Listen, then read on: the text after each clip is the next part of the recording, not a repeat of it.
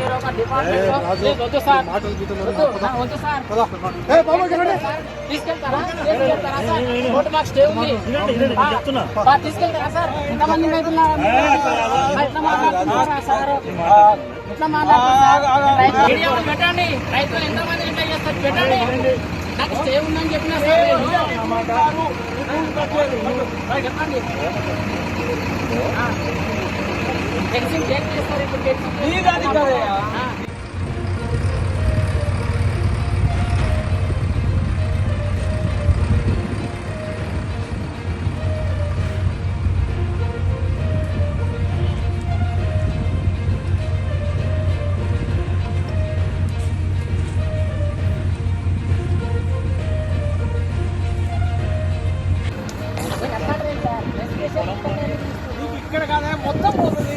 ఇప్పటి కాదు కదా 500 ఎకరాలు 600 ఎకరాలు పోతుంది.